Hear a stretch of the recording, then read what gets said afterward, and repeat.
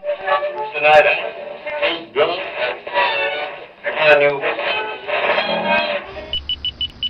You are listening to the Doug Stanhope Podcast.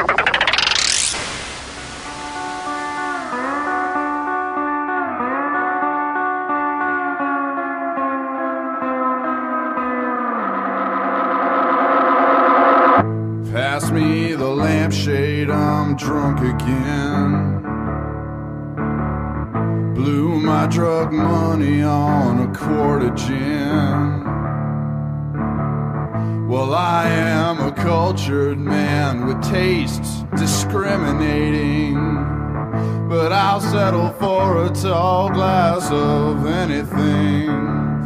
Well, am I the only one drinking tonight? The only one drinking tonight. The only one drinking tonight. The only one drinking tonight. Well, am I the only one drinking tonight? The only one drinking tonight. That's a little trendy. Just wait till we fucking win. Yeah. Captain Butthurt here. Doug, has did the whole you see load of this? door. Doug, did you read it? This is what we talked about last night. Do you want to expound on that, or do you want to the Clippers and all that shit we were talking about? Or you just want to save it for another time? Yeah, so, Yeah, you got plenty. we got plenty. It was worth it. Bye again. Wait, it's overtime. It's a do-over.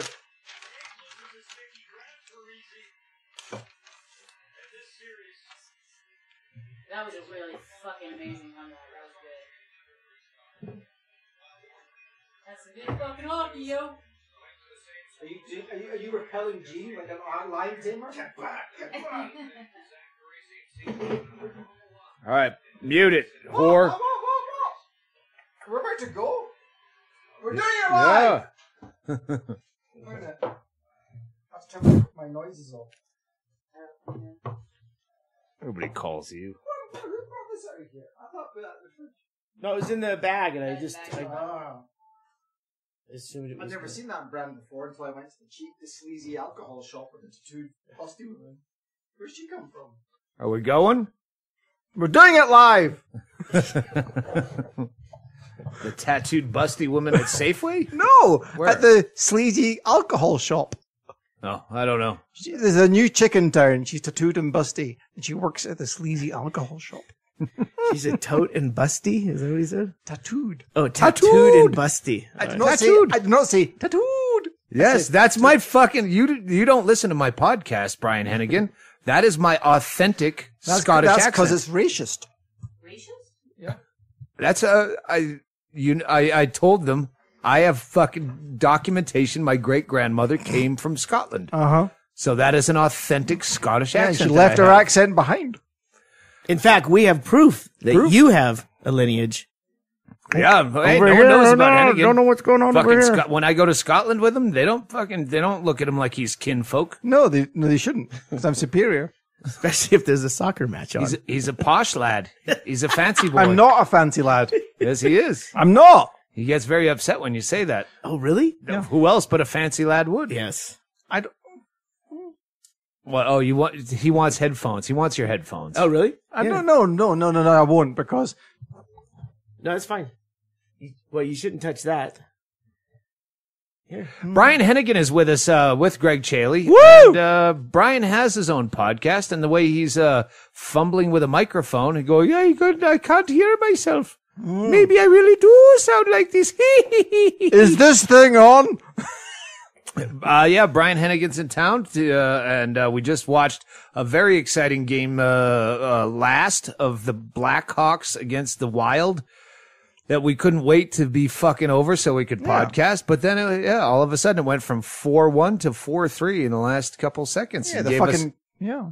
We didn't care. We just wanted to bust Gene Connors and Tracy's balls because they're rooting for the Blackhawks. So Hennigan and I, we're Minnesota Wild people. Woo! The Crimson Wild! And we'll be Flames or Anaheim people. Fuck you, Junior Stopka. I bet you don't even listen to this stupid podcast. Why do I hate the Blackhawks? All because of you, mostly. Yeah. Totally, completely because of you, and it carries on, and other people like Gene and Tracy have to take the brunt of it. We have challenged Junior Stopka to a skate-off multiple times, and he's always declined. Oh, yeah, he'd do really well, Tracy. Tracy's talking in the background, talking off mic, saying Junior'd kick your ass. Yeah, until he got down to crouch to speed skate, and that fucking weird greasy hair got tangled up in his skates, and oh, what a fucking thrill of victory and agony of defeat that would be. Yeah, and then his crazy non-ex-girlfriend would invade the ice, and there'd be fisticuffs. So what's a skate-off? Like a 50-yard dash on skates or something? I don't know. Brian just made it up. Oh, Why are you asking me details? We put a skate on each foot, and we see who's got the bigger fish. Got it. Brian just drove in tonight, and do you want to even talk about your Scottish elections? Yeah, I do, because we fucking won. Hang on, let me back up. Brian Hennigan has a podcast on our network, the Doug Stanhope Network. Under the All Things Comedy umbrella. That was Tracy laughing. That if I don't retweet it, he'll remember for me, log into my Twitter and retweet his own podcast. Oh, you should be doing that. What? You don't do that? Sorry, what are you talking about? Okay. All Doug's tweets are his own. Okay. Jesus. Talk about fucking Wizard of Oz removing the fucking curtain. Jesus. Let me give you my introductory sheet on brand management. Brian Hennigan has him and Brett Erickson have the Soccer Marmalade podcast. Yeah, for people who are interested in soccer and marmalade. Or people arguing about soccer and marmalade. And I'm assuming Brett Erickson, I haven't listened to one yet. I'm writing a goddamn book. The important thing is we don't focus on soccer knowledge. Right. We feel that knowing about the sport is an encumbrance, and it's best left behind you as you climb the peaks of achievement. And it gets a lot of people wound up. Oh yeah, mostly me. Well, from an outsider, I listened to when I edit it, but I also listened to it again. I've listened to some episodes 3 times because I'm trying to fucking catch up. I got no idea what you guys are Where's the jokes about. in this? Did I miss it? Was I drinking? I could squeeze in a canned laugh here. Yeah. But, you seem to be the one with the expertise, and Brett Erickson, you take much pleasure and don't miss a beat to let him know that he's a neophyte in He's basically an soccer. Araviste, as they call it. Well, he's also a fucking soccer coach. And you have to get licensed to do that, to coach kids or umpire, a referee, or whatever. He's a referee. Not if Hennigan had anything to do with it. No, I'd license him, just not with children. Is it Hennigan? Isn't it more about like nomenclature and? Well, it's not called that. It's called this. No. We did all that in the first episode. Yeah, we did the whole PK versus penalty kick shite. But other than that, it's mostly about Brett's tremendous lack of knowledge of anything to do with sport. Oh, yeah, there's a lot of reminding of that. Yeah. Oh, yes. And my domination. You definitely think you dominate. Oh, definitely. Yeah. Yes. So is this something you could just put on during a match? Because you don't need to listen to it. No, we're working towards that. We're looking at Periscope and Meerkat as potential ways to do it live. We're doing it live! Well, you could just say, if you're watching the soccer game anyway, you could tune into you talking about other shit from other soccer games. That's the ultimate goal. Right now, though, you can listen tomorrow, Saturday, Everton plays Sunderland. Go Everton! So I fucking remember that show in Sunderland, you cocksuckers. Yeah, Am I coming back on this tour? No. No. We'll talk about that later, but we're definitely not coming back to Sunderland. And I hope you get relegated. Yeah, I'm going to be up at 7 a.m. U.S. time. You know why I hope you get relegated? Because we're playing Newcastle, and we'll sell more tickets. I love Newcastle. You fucking love Newcastle. Go Geordies. Yeah, that was probably our fault. When I say our fault, I don't do the bookings, do I, Brian? No, you don't. Yeah, we had a great show in Newcastle, and then Yeah. like 3 days later, we doubled back from somewhere down south, came right back up to Sunderland, which is like the fucking Twin Cities. It's Yeah. like Minneapolis, St. Paul. We just played up here. Yeah. Yeah, that's why you have fucking 200 people in a fucking 2,000 seater, you stooge. Yeah. It was a one night stand that you made into a 2-night stand, and then. Yeah. Did you ever go back to fuck that ugly girl? Yeah, it was fine when you were drunk. Now's your sober re-show. Anyway, so so the podcast airs what night? It airs between Tuesday and Thursday whenever Brett is sober enough to actually record it. Right after Will and Grace. Tough follow. Yeah. We've had to work our schedule to accommodate his inability to speak. Yeah, we talked about that on the last podcast. The fact that we think that you're boozing it up. That's why we don't know about. I need to talk about that. What? Having Brett Erickson and Kerry Mitchell moving below you is like having two gremlins move in, but they're not actually gremlins. They're people in gremlin suits who are human-sized, but when you take the suits off, they're actually gremlins. I see what you're saying. I can imagine what that's like. Yeah, they are enormous. They're like a whole sack of fun, but in a way that you're not really expecting. I understand this in that the new neighbors next door are like if you had pod people, but they weren't out of the pod yet, and you were drunk every night.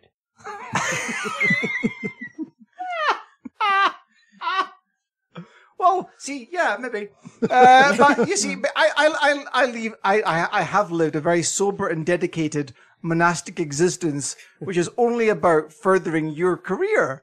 And then suddenly you send over these emissaries of fucking drunken attribution who distract me in some sort of like test, like Paul on the road to Damascus. And I'm fucking having to deal with this Damascene non-conversion. And they're downstairs every night saying, "Hey, do you want some red wine?" Yeah, that's a long way of saying, sorry, Newfoundland, we won't be playing that. Yeah. So I'm just saying, there are There's issues. there's issues. No, they were here for 3 months before they went there to LA. Yeah. They were here. Yeah. And we had to leave to take a break. Yeah. And the break has now been imposed on me. And so I'm like a sort of a country, I'm like fucking Lithuania's been taken over by Gambia. I'm not making anything racial about it. I talked to the Ericksons at one point, the Bretchels, and they said, you had some night, and they said, yeah, this is, it was like 5 p.m, and they said, this is the latest we can remember since we've moved here that Brian hasn't knocked on our door. That's because Manchester United lost. The point is, you go to them. Injury. You go to them every day. You knock at their door. Oh no, I popped Hello, down to it's Mr. Booze I Fairy. popped down to see the fucking retarded hound. Fucking what's Rooney, it called? Rooney the dog. Rooney the fucking blunder dog. And then they sort of. I give. There's an offer at 7-Eleven just now where if you buy one of their rather enjoyable sugary French vanilla coffees, you get a free muffin. Now I'm off. I don't eat muffins, so I'm donating it to the Bretchels.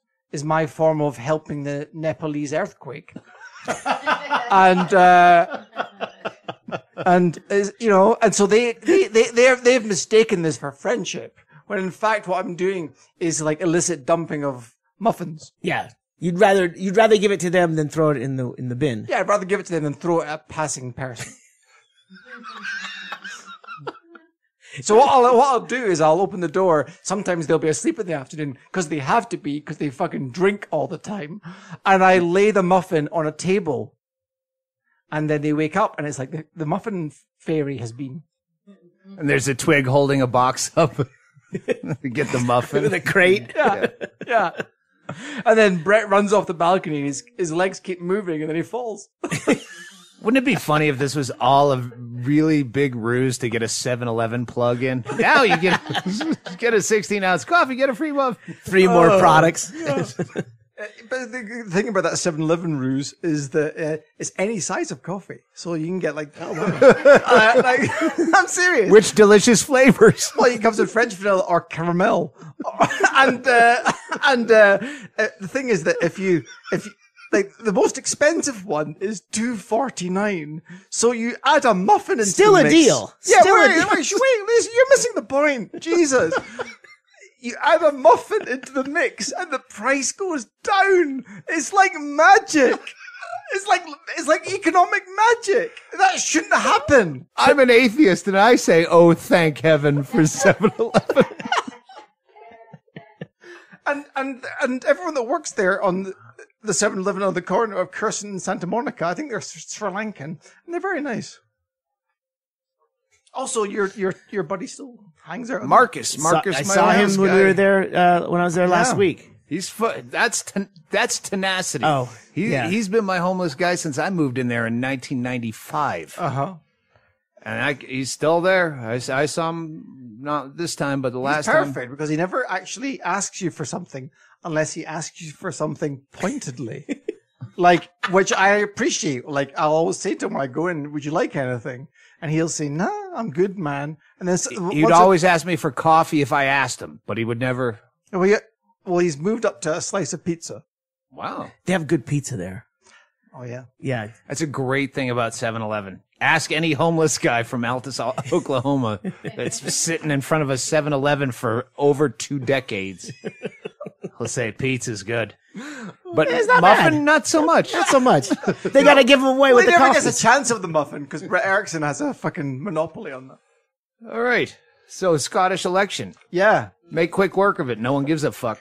Well, basically, we won, and that's it. So, there's a large aspect of the UK that is now controlled by a political party that is resentful of being in the UK. So, things are only going to get more entertaining. Yeah, that's gonna the be main interesting. Yeah, that doesn't cause gridlock at all. Yeah, no. Nothing will ever happen there. Maybe And it we- never has and never will. We should send them Except some for history. muffins. Send them some muffins. The good thing is that in terms of the pound has risen in 1% in the last 12 hours on the basis of the election results. So it works out for us. Oh, yeah, I was going to say, how's that affect my money? Yeah. What's that mean for my money? Let me ask you a question. I don't know if I've ever told that story. Oh, I'm going to you tell that story right now on the podcast. Do it. It's from Jimmy Goings, who ran or maybe still runs comedy somewhere in Northern California. And his friend worked in an emergency room. And a hooker came in, all beat up. And his buddy has a series of questions he is required by law to ask. Are you an intravenous drug user? Have you been a victim of domestic violence? Have you been tested for HIV? It's just For the safety of the guys, it's just the this EMTs. endless yeah. fucking questions he has to ask. And he's halfway through this extensive list, and the hooker stops him, and she says, "Let me ask you a question. Fuck you." Still one of my funniest stories I've ever heard. That you want to, as soon as you tell it, you want to tell it again. Let me ask you a question. I believe you've told it on the podcast. Fuck you. I don't care. I No, want to but I tell love it again. when you say it because you get so giddy with the end of it. Who cares? It's always good. If you're just joining us, Brian's back from taking a piss. Yeah. I piss. He knew that story was going to take that long. That long. And he knew I was going to repeat the punchline twice because I have to. Yeah. I was one. As soon as he told me that, I was dying, and then just started going, "Who can I call and tell this to?" At one point, you were actually debating using that as your funniest joke on the Esquire shoot you just did. Yeah, I didn't. No. But it does have that remarkable. I hate that when they like, and it's repetitive in interviews. When you do interviews, it's something I've always wanted to do is do an FAQ on my website of just the obvious questions you're going to get asked in an interview. Like, go look at that first. Where do you get your ideas from? Where do you get ideas from? They come into your fucking head. You don't get them from a vending machine or like, well, who has a good answer to where you get ideas from? It's also incredibly, go on. Go ahead, talk, because I'm going to forget my fucking point. It's also incredibly disrespectful of stand-up comedy because you never get somebody approaching a well-known film director or author and going, where do your ideas come from? I'm sure they do. No, they don't. They don't go to Steven Spielberg. Where do your fucking ideas come from? If they fucking took the same emails that I take. That's the difference. We take emails. By the way, this should not be a fucking handicap, okay? You can still write to Doug or Doug's operation and you'll actually get a response. Everything is worth it. But you will get a response. You can actually write via the website dougstanhope.com directly to Doug himself or Doug's people, and you'll get a response. I don't know how many other comedians or people people write back from. Well, first of all, don't hype this "you'll get a response" thing. I'll look at them. Yeah, that's a response. Yeah. It's a medical term. I probably saw there was a response. I might have checked it when I was drunk and didn't remember it's in there. I mean, I do like generally once it's up to a year now. Maybe it might have been 2 years. Fuck, it might have been the last douche of emails was like 2,000 that I went through and either folded. Clean house. Yeah. Yeah. And hey, while we're on emails, let me cover a few things. Good. Because we have a few sold out shows on the Canadian tour, and the London show, of course, has been sold out for a while. And get a lot of people that say, "Hey, listen," and you have a hard luck story. I didn't get there in time, et cetera, et cetera. Let me just explain what sold out means. They have an amount of people that we can sell tickets to put into a room.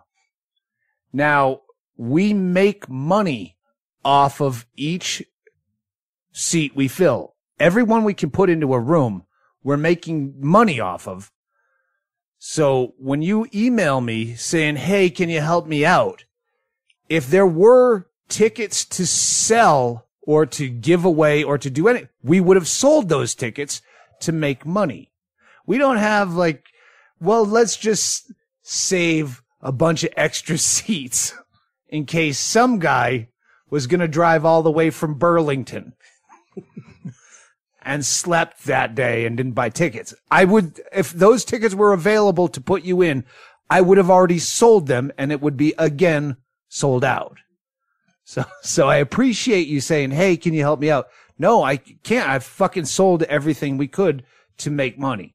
And we're very honest about this in the sense that Doug doesn't comp any of his fucking friends or fucking people he once did a fucking show with or any of this shit. Yeah, with the exception of like, there's occasionally, there's a comic that's a good friend of mine that's going to hang around in the green room with me. Yeah. You're not taking a seat. The guy was going to drive from Burlington. No, you're not hanging around in the green room with me. Plus, you can't hear the fucking show from there. And I'm trying to work on my act. And a comic would know to fucking leave me alone. And he doesn't want to watch my show anyway. He's a goddamn comic. Point is, yes, I'm sorry, but if it's sold out, but hang around. People, I don't check with the venue. Are they going to open up seats last minute if people don't show up, if people cancel? I don't know how that fucking works. Well, we've kind of, Hennigan and I have kind of worked a policy with our online ticketing. If people don't show up and Doug goes on, that means the hour before the show when doors open. Yep. And then the onslaught of openers, which has been pared down to 1 or 2 at the most. Yep. If you have not shown up and you have a ticket purchased in advance and you haven't shown up and Doug is on 10 minutes into his act, then we will release a seat. Yeah. If there's room. But I mean, that's wishing on a star. A big overall to take away from this is if you get on the fucking mailing list, you will always be told of the show being on sale first. Yes. Now, I know we've fucked that up before, but now that's a promise. It's a promise. Because Brian yelled at me about it. I got scolded. So, Well, and not to mention here, we are very upfront about when we're adding dates and when things are sold out. I mean, there's certainly there's no shortage of places where you can get the information about the dates. Yeah. There may be a Halifax date. Yeah. I heard about that. Yeah. Yeah, which would be less than a month out, or exactly a month out, I think. Yeah. Doug's people were talking about it earlier. Yeah, I heard Doug's people. Other emails, one said, hey, the subject was dogs barking. Just let the fucking dogs bark. Yeah, when I always yell at the dogs, because Chaille freaks out. As soon as there's any audio issue, just anytime we're fucking podcasting and someone comes to the door, just let the fucking dogs bark. See, Chaille shaking his head no. Anyway, I'm with you, sir. Let the dogs bark. I'm fine with it. You're the first one to yell. I noticed because I turned my head to see yell who's here. because I don't want you to yell. You see, I thought that was a reference to Planes, Trains, and Automobiles when John Candy takes his shoes off and says, "These dogs have been barking." Yes, it was, Brian. One other email, and because I check these in the morning before I start trying to write, and I'm fucking full of anger, and hey, and you know he has this douchebag voice with a Canadian accent. Is this an email? Yeah. Okay. Hey, thought you were all about playing shit towns. Why did you skip Saskatchewan if you think not driving all the way to Winnipeg? Maybe next time. Whatevs. Basically said whatevs. The whole thing said whatevs. Yes. Oh, yeah. You're all about shit towns, you fraud. You poser, you didn't come to Saskatchewan. You know, look at the fucking map of your stupid country. Look at every other shit town I didn't play. You fucking toad. Actually, I did. I emailed this guy back and I go, I didn't skip it on purpose. I skipped it to avoid you. Move and I'll play there. Fucking assholes.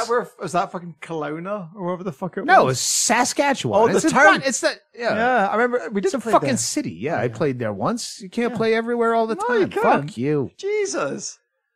Sorry, Saskatchewan. It's just because of that fucking guy. Yeah, that guy. And if you ask me for his fucking email address, I'll give it to you. Oh, one more thing. I know we say this all the time. Please don't write to Doug via Facebook.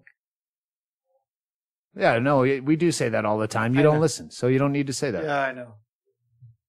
Actually, unfortunately, because of this book, I am on Facebook a lot now because I have to track down all these fucking people from research. my past. Just like, which has been fantastic. By the way, as concerning my health,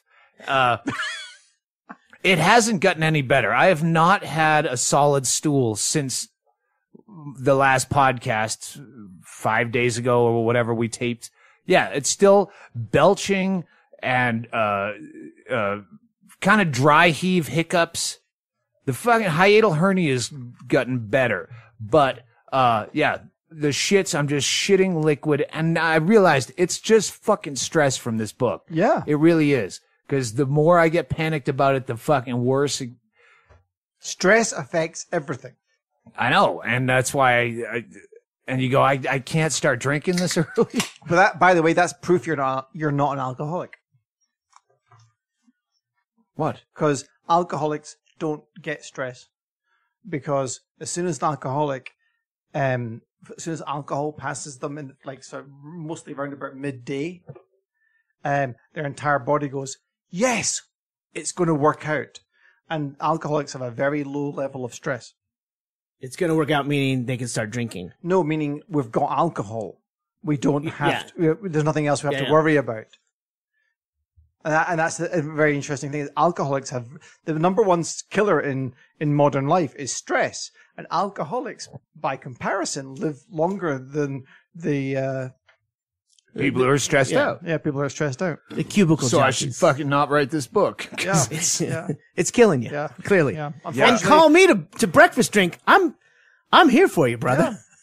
Well, you want to blow a day off. You can't drink and do what I have to do. Like, so much of it is memory that I don't have, that I have. I'm going through mother's tubs of fucking, thank God she was a hoarder shit, and my own stuff. The letters that I used to write to this guy on death row in Florida in the late 90s. I had a pen pal on death row, and it was very funny.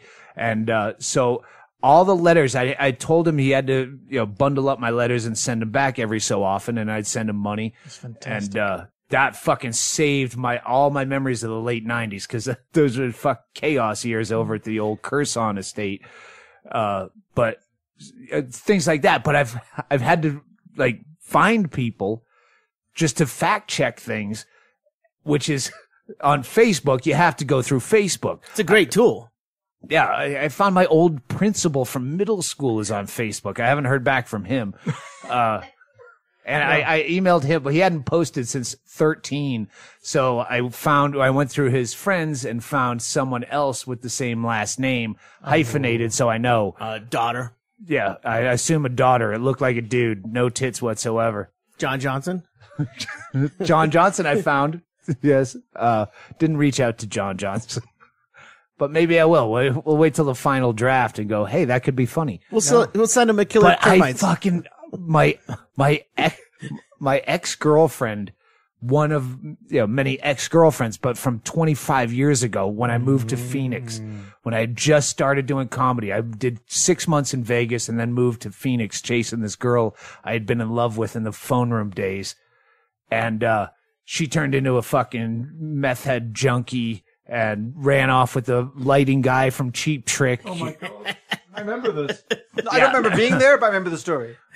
So, and I've talked to her off and on a couple of times over the years afterwards, but I didn't have to call her, but it would be good. And then I found her on Facebook and oh, Jesus. I talked to her and she's still a fucking junkie. Hardcore. Like it said on her Facebook, be sober 10 years in May. And that made me go, okay, maybe it's safe to call. And then I called. Her sister just died from fucking being a drug addict 3 weeks before. No. Her husband's in prison for a fucking unsolved cold case files murder from 1982 that just caught up with him. Oh, so right. He's been in prison for a few years, but before he can even have his appeals, he's got a brain tumor that's going to kill him. Before his appeals will ever come up. But he's in good with the Aryan Nation, so it's all right in prison. He joined a clique. Yeah. I go, Emmanuel, well, she said, but I got my sobriety. I got that licked. And I go, yeah, I saw 10 years on your Facebook. She goes, what? She goes, no, it's been maybe a year. And then as we talked, yeah, I had my first slip up a week ago. And then as we talked, yeah, he bailed me out of jail on Saturday night. I'm like, why were you in jail on Saturday? Her whole fucking life is fucked. And here's the kicker is as she's telling me just what a fucking wreck she is. The reason that I had to call her is when I went to her Facebook page, she has her default photo of her with her kid who's on probation and she's working for the lawyer to get pro bono legal work for her kid who's in all sorts of trouble at 15 years old. So she's doing like secretarial work. Scrubbing trash cans. Yeah. Just to pay for the lawyer. And the reason that I thought I have to call no matter what is her default photo, but then that big background photo. Yeah. Johnny Depp. So as I'm listening to her fucking life collapsing and she could be fucking dead at any time, I'm just looking for a way to feather it in. To name drop. I'm friends with Johnny Depp now. But then I'm realizing as she's talking, she's like, I go, do you even get up to see him? Your husband in prison? And she's, no, they took away my car because I have no transportation and he's really mad. And I'm like, oh, she has my number now. She's going to fucking jack me up for money. But I still had to do it just to drop. Yeah, I'm friends with Johnny Depp. Everything's fine. Writing a book. Got a book deal. All right. Talk soon. It reminds me of that great Nick Swartzen bit. 9/11. He just had his teeth done. Oh yeah, I'm sure I've told that story. Yeah, that's fantastic. And I would do it in injustice if I. Yeah. You know what she's got over you? No stress. No, she's a junkie. No stress. No, she. No, the point is, addicts only have no stress when they can get it every day. Yeah, she doesn't have stockpiles. Yeah. I was just fucking wrong. The point being that if it was you're a terrible, that was a terrible joke. joke. I can't believe. Okay, we have to stop She's the a whole. good person. We have to stop the whole podcast now. I'm not even recording. It's all right. Unbelievable. Hey, are the Victor Farr letters up on the website? Because it used to be No. on the old website. No, I had a thing to write to him, Yeah. but he's dead now. Yeah. Yeah. By the way, you know what I've still got that you threw out, and I said no, I'm keeping them. All the fucking mother cat photos. Oh, well, that's great. No, they are fucking. They defy vision. Like, you look at them, the series of mother cat photos. These are pictures that Doug's mother took of And these are cats. the old, you mentioned the kind of camera before when you had to scroll through 135 or something, 110s. A 110 with 110. like a slim, look like a sandwich, a long ice cream sandwich. Yeah, those kind of pictures. Just grainy, shitty. When you look at all the pictures Doug's mother took of the cats she owned and the poses she put them in. You know what? That would be a great way to get people to stop fucking taking cell phone pictures, is if they had to go back to the old way where you had to pay for every single picture you took if you wanted to see how it came out. Like all those pictures, you had to drop off at a photo mat and then wait for fucking 3 to 5 days and then come back through with a receipt. And you paid for every single fucking picture. It didn't come out. Oh, it's blurry. My eyes are red. Is that my thumb? Yeah. Oh, that's your nose. 35 cents every time you hit that button, no matter what. Yeah. Yeah, there was some consequence to taking the shot. Now, I've been at when I was up at Coots, there would be a local band or a national act would come into town, and there's this one motherfucker who would always show up, and he'd be on the guest list, and he'd come in, and he would be taking these pictures, but he wouldn't be like a fly on the wall taking pictures. He would stand in front of. Oh, come on. There's 2 steps up to get onto the stage on the south side at Coots. He would stand with 1 foot on the stage and he would hold the SLR single lens reflex digital camera with a flash, right? Already amateur, right? But he always got in and he would do, he'd be just doing this rapid fire and then he'd pull it down and take a look. And then he'd go up, and it doesn't matter where you go, there's always some shitbag doing these kind of photos. It's like the people who know how to take pictures stand back, collect themselves, and take a Yeah, fucking but the photo. guy that's trying to get on the guest list as a photographer has to have a lot more equipment. So he needs the flash and the thing. Nobody ever turns away somebody who turns up at a back door, and says, "Hey, I'm here for the party," and they're carrying a cello. And that's what those type of photographers are. It's like, hey, I've got all this fucking shit with me. Yeah. Fake cellos. Let's start selling those. Come on, merch man. Yeah. You're on a fucking my brother roll. could foam one up. He'll mold one in a second. Collapsible cello. Don't even need a fucking real one. I could get a broken one, and the sculptors could make it look good, and we just need enough to make a mold. Hey, Captain Anachronistic, get with the times. It's fucking 3D printing now. We can have one in every fucking city. Jesus. 3D printing. That's a big 3D printer. Yeah. They're hammering the last of that Mickey's. Fucking There's swallow one- it down, there's one sir. more. Tomorrow There's one is more. Floyd's Kiss My Asshole Goodbye party. Sorry you all couldn't be here, but we'll have fun. And then, oh, Jesus. Fucking Hennigan. That's the Hennigan that showed Just up. from across the room, from 10 feet out, hurled a Mickey's Big Mouth glass into the trash can. Nailed it. Cement floor if he missed. And he wouldn't care. Oh, I would care. Oh, I he'd knew care. from the moment that left my hand, that was all net. He drunk dialed Derek to come over and sweep it up. I don't have Derek. I couldn't let Derek's number besmirch my phone. I was belching so bad, Brian, Uh-huh. after the last podcast. Uh-huh. I'm trying to explain to him this whole hiatal hernia thing. Yeah. I understand. These are the mouth Well, farts? Yeah, I belched over here at the bar, and I was walking them, Chaille and Tracy, in those chairs over there. Oh, Jesus. Like it was fart belches Oh, my God. twice, like where it just stinking up the room. What I could not do with my ass, I was doing with my mouth. Like the fucking Exorcist 3, the bad one. And Shawnee gave me charcoal pills, but then I thought, why would I? Trust your fucking local voodoo doctor. Jesus. He built this house you were standing in. He built this house we can't walk up the steps on. Why? Why can't we walk Why up the can't we steps? walk up the steps? Yeah, they're a bit tender.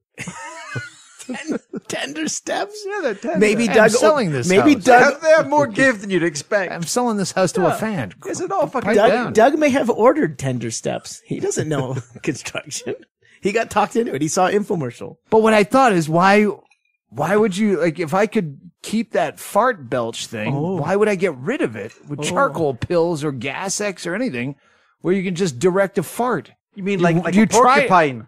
You try to fart in other people's directions. If I could just belch and then blow it directly at the target. What you're basically saying is you actually discovered the next stage in human evolution. If you could, like, genetically, this should become something that becomes part of the human gene, which is the ability to fart belch at people like porcupines or skunks. With aim, you can way more control. Exactly. Because farts, even when the belching went away, I still had the violent, airy water spitter shits.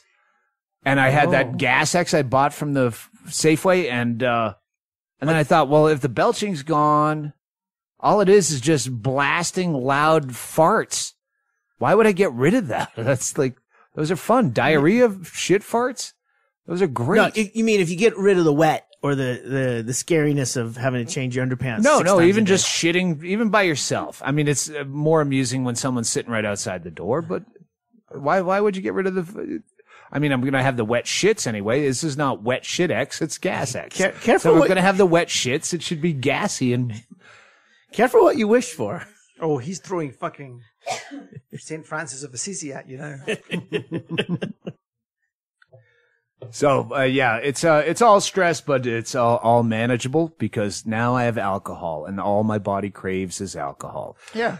So we're going to be, right back after a quick break and, some messages that are pre-recorded or post-recorded. Please hold. Great news, kids. The much neglected merch page on my much neglected website has been taken over by Ggreg Chaille. So we have tour t-shirts, podcast t-shirts. We have Pop-Off Vodka Presents t-shirts. Get them before we get sued, before we get the cease and desist. And a whole shitload of CDs and DVDs that span a lifetime. A sad, tragic, bloated lifetime of my fucking horrible thoughts and pontifications.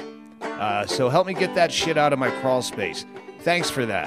And now, back to the podcast, previously recorded.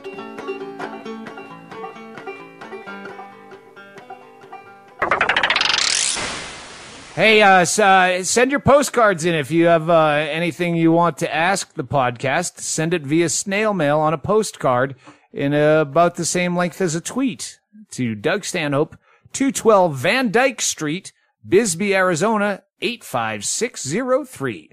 And that'll be, maybe we'll read some. If we're lacking other material, I have other shit I wanted to talk about on this, but Brian Hennigan's here and he's all amped up. So yeah, keep sending those fucking snail mails in.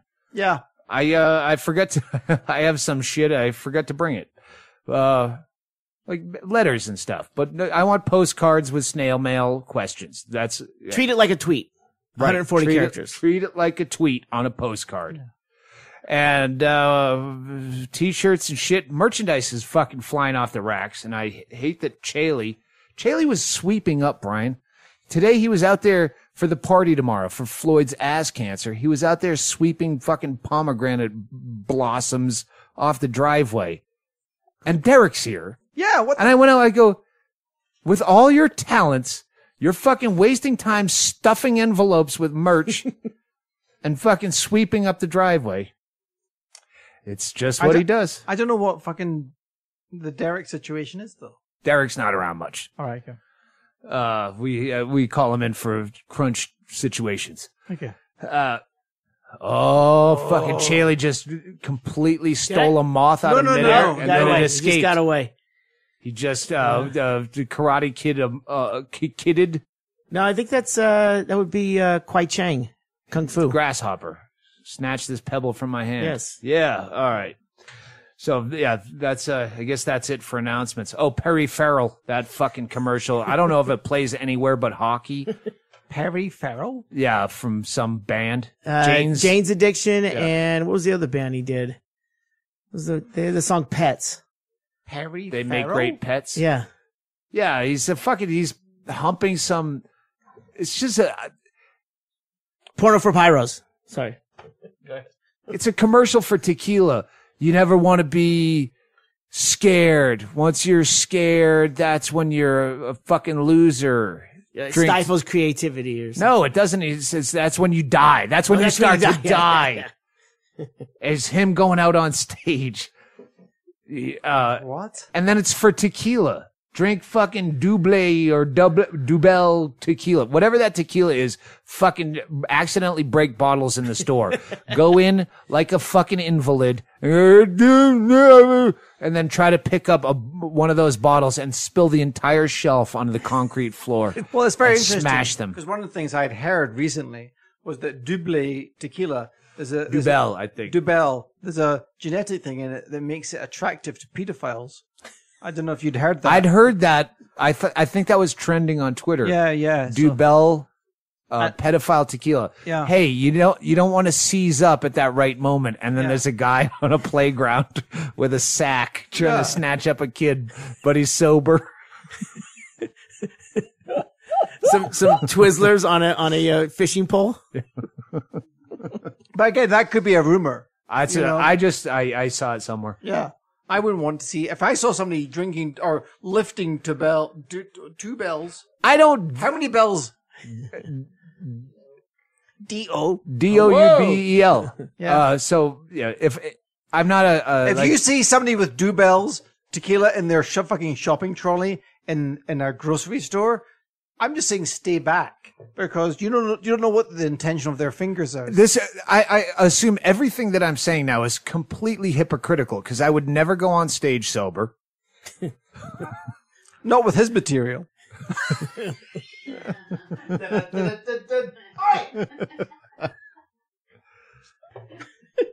It's just the way he fucking sells that. Like, if you do a commercial, fine, fucking steal their money. I'm not one of those fucking Bill Hicks. Once you do a fucking, you're off the artistic roll call.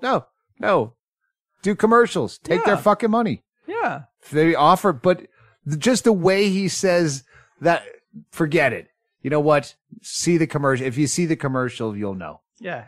All right, Brian, back to you. Yeah. You're carrying this monster. By the way, do you remember the guy that wrote to us about, hey, and you basically told me I was too polite in my response, which was... That's rare. Yeah. It was the guy that wrote to us about a venue somewhere, and he wanted a quote, and he had like a 60-seater, and I wrote back to him and said, what if you go to Doug's website, there's a list of past dates and venues. If you look at those venues and Google them in the towns you're talking about, you'll understand what kind of numbers? What type of numbers we're looking at. And again, this is very open of us. I've got a funny feeling that fucking Jim Jeffries and whoever, Steve Hughes and fucking Paul F. Tompkins managers don't engage in this type of fucking discussion. It's delete. Yeah. Yeah.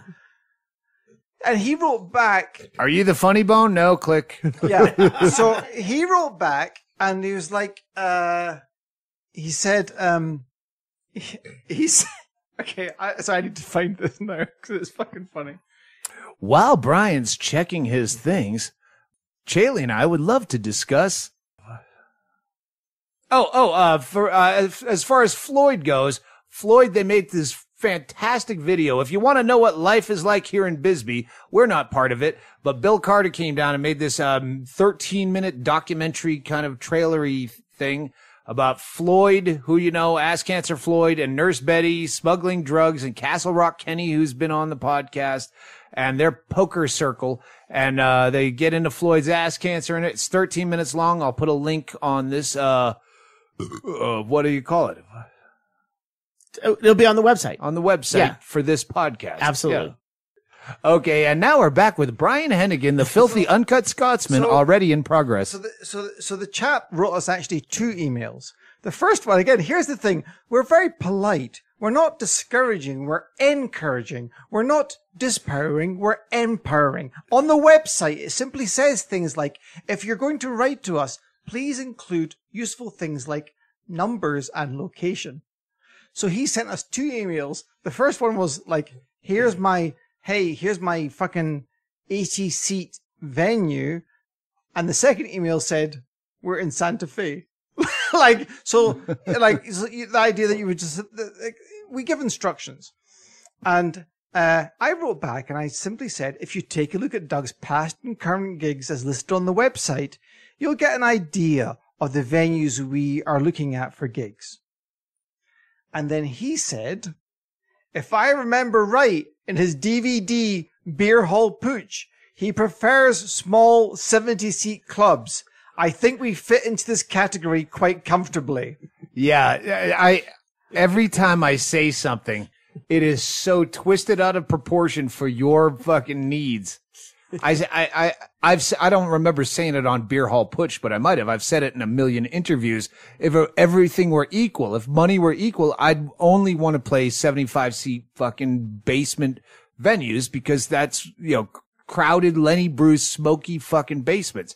That's where comedy does the best. But you can't do that and make money unless we're charging $1,000 a fucking seat. So I wrote back and I said, yes, you're right, Paul. I've only worked with Doug for 13 years or so. I should really find the time to watch one of his DVDs, maybe one that I produced, in order to find out what gigs he really wants to do and where I'm going wrong. Brian. This is what Brian's saying, is we always respond politely. Yeah. But this is what I don't want. I don't want people not emailing me afraid to be mocked, which if you listen to this podcast, you can't do that at this point. You can't just, hey, Doug, this is your former wife. I heard you're writing a book. I was going to email him, but I don't want to be mocked. Yeah, mostly. First of all, again, if you think that it's the whole bit about I don't want to be that guy. Yeah. Well, if you think I don't want to be that guy, you're obviously not that guy. So come over and say hi because you're interrupting me from a conversation with the guy who doesn't know he's that guy. He is that guy. So yeah, keep your emails coming. I only respond poorly. Again, on business, most of them we just mock from behind your back. And then he proceeded, because I realized I need to bail on this, and not just the fact it's a waste of my time or it's insulting, but it's going nowhere. I just stopped responding, and he kept sending this series of emails, all of which was, Brian, we need to talk. And it's like, we don't. You might need to talk. You have the same fatal flaw that I do, is that you'll fixate on the one dumb email and want to just trash them because they don't understand anything, and they never will. The Jehovah's Witness at your door where you're in that mood and you go, fuck you. No, come in. Because I'm going to point out some flaws in your Bible. You're going to win that conversation? Never. Why don't you go out and do something constructive? And here's the interesting thing. I'm not going to name the guy in contrast, but there was a guy that wrote in today from Rochester, New York. He gave a very specific email with incredibly useful information, told us who he was, what he's interested in. It was a great email to receive. I wrote back to him immediately and said, thanks for getting in touch. You're a great guy. We'll look at you for sure when we're in that region again. Yeah. It was a great thing to receive. It was the opposite. It was like a no-hassle bonanza. Right. So we love hearing from people. Just not you, Paul. All right. What do we have? What do we have left? Anything? The t-shirts that are in back order. T-shirts, yeah. This shit that's on back order. You're buying lots of fucking shit. The abortion is green. And the death of a salesman, killer termites. Thank you, because as you can tell, I haven't worked for fucking 7 months. So that's a really nice thing. And it keeps Chaille here doing this podcast several times a week sometimes. Cranking them out. The book, that's coming along. With a hungover Brian Hennigan, maybe we'll get some legs on that.